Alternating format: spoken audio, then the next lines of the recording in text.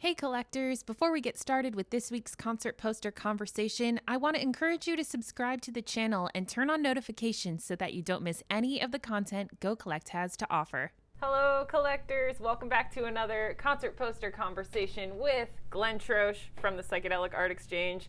My name's Katie, and today we're going to Los Angeles with this awesome rare concert poster which has lots of stories and lots of history. Go ahead and start us off.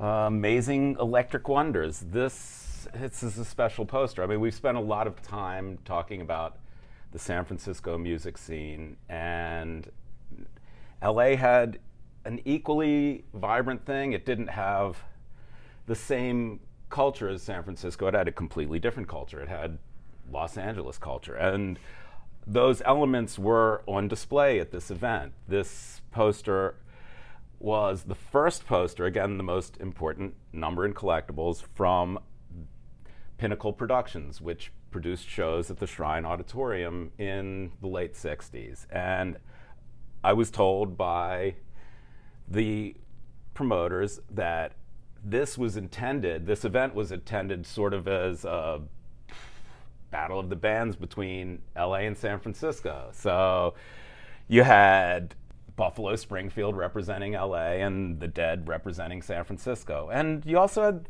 Blue Cheer in there too, so that sort of tipped the scale, I guess, a little towards San Francisco. But an important poster. This was created by John Van Hamersveld, who is essentially the most successful commercial artist of the era as far as the poster artist goes. He was responsible for the cover art for Magical Mystery Tour and the Stones' Exile on Main Street. So he also did an incredible Hendrix poster for the Shrine, but this was the first, really hard to find, in good shape, and it's a Grateful Dead poster. It's got all the things going for it.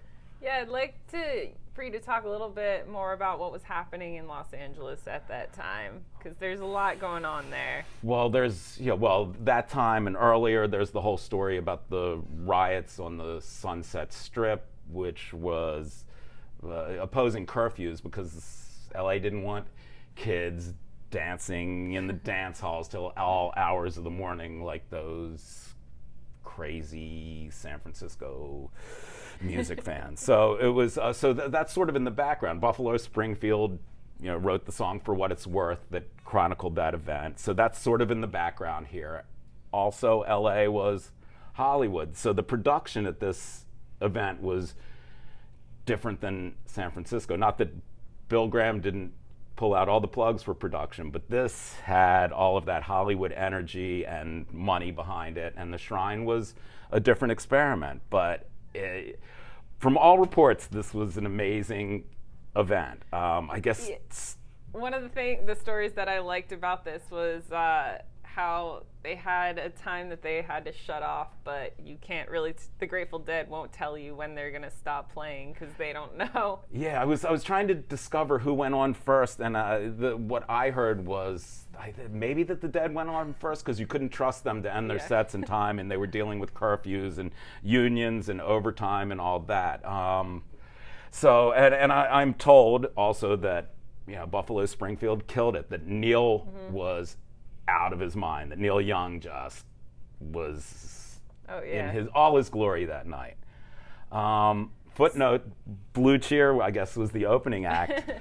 Another San Francisco band, the heaviest of the San Francisco bands, high distortion rock and roll, probably the best version of Summertime Blues ever. And they were named after a brand of Osley acid. So the legend is complete. It all comes together. San Francisco and LA, 1968. And the Shrine, continued for a little while. And then 70s rock came and big production and stadium shows and all that. And these quaint posters weren't as necessary anymore. Well, this is another first, as you've said before. The most important number in collectibles. What's this the first of? This is the first Pinnacle Productions show. Cool. So, and the artwork's wonderful. It's It is on really, really cool. generally on fragile paper. It's really hard for a piece to come up in this kind of shape. I know the next question is, what is its value, which is... Well, first, Well, how many of these have you seen? Are they not- they are quite rare. I mean, as I can not tell. many, and in the shape. I've handled a couple over the years, and I've seen a bunch sold, and I'm always surprised that they don't, in auctions, hammer as high as I would expect it to. This is every bit as rare as, any of the San Francisco posters. In this condition, they've sold for under 10, and I wouldn't sell this copy for under 20 or 25. It'd be really hard to pry this from my hands. The question is, where would I find another one? And this is what hopefully CGC's census will eventually reveal. How many are out there, in what condition? That's what everyone's curious about. Yeah, this one's at 9.6, so that's It's up a there. high grade for a good a one. 50-some year old poster. Yeah.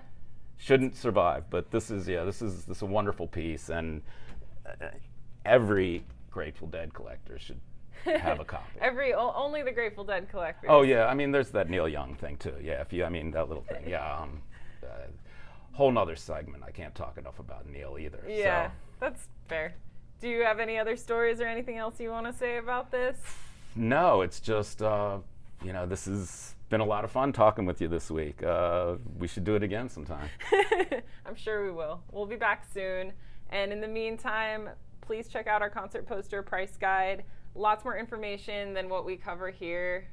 It's really helpful as you continue your poster collecting journey. And I'd love to know what you think about this. Have you ever seen this before? How does it hold up to other Grateful Dead posters in your opinion? Drop a comment right below this video. And thanks so much for liking, commenting, and subscribing. As always, we hope to be back very soon. Thank you.